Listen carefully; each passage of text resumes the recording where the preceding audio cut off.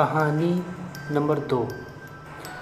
आज का शीर्षक भूतकाल का भविष्य फल। कुंतालपुर का राजा बड़ा ही न्यायप्रिय था। वह अपनी प्रजा के दुख दर्द में बराबर काम आता था। प्रजा भी उसका बहुत आदर करती थी। एक दिन राजा गुप्त वेश में अपने राज्य में घूमने निकला। तब रास्ते में देखता है एक वृद्ध एक छोटा पौधा रोप रहा है।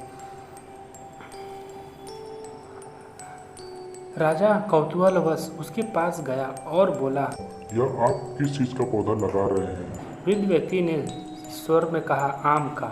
राजा ने हिसाब लगाया कि उसके बड़े होने और उस पर फल आने में कितना समय लगेगा। हिसाब लगाकर उसने अचरज से वृद्ध की ओर देखा और कहा, सुनो दादा, इस पौधे को बड़े होने और उस पर फल आने तक कई साल लग जाएंगे। तब तक तुम क्या जीवित रहोगे? वृद्ध ने राजा की ओर देखा। राजा की आंखों में मायूसी थी। उसे लग रहा था कि वह वृद्ध ऐसा काम कर रहा है जिसका फल उसे नहीं मिलेगा। यह देखकर वृद्ध ने कहा, आप सोच रहे होंगे कि मैं पागलपन का काम कर रहा हूँ। जिस चीज़ से आदमी को कोई फायदा नहीं, उस पर मेहनत करना बेकार है। लेकिन यह भी तो सोचिए कि इस बूढ़े ने दूसरों की मेहनत का फल खाया होगा। दूसरों के लगाए पेड़ों के कितने फल अपनी ज़िंदगी में खाए हैं। क्या उसका कर्ज उतारने के लिए मुझे कुछ नहीं करना चाहिए? क्या मुझे इस भावना से पेड़ नहीं लगाने चाहिए फल दूसरों लोग खा सकें, जो केवल अपने लाभ के लिए काम करता है?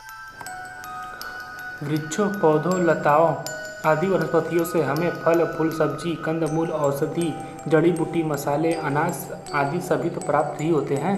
साथ ही उक्त सभी वनस्पति हमारे जलवायु पर्यावरण का संतुलन बनाए रखकर वर्षा, नदी, पहाड़ और समुद्र का संरक्षण भी करती हैं। इसलिए आइए अपने आने वालों का भविष्य बनाए पौधे लगाएं। सरकार हर जगह हरदम कहती है वृक्ष लगाएं। मेरे बेटे ने मुझे कहा, वृक्ष तो लगाया होता है। पिताजी, सरकार को कहो पौधे लगाएं, वृक्ष नहीं।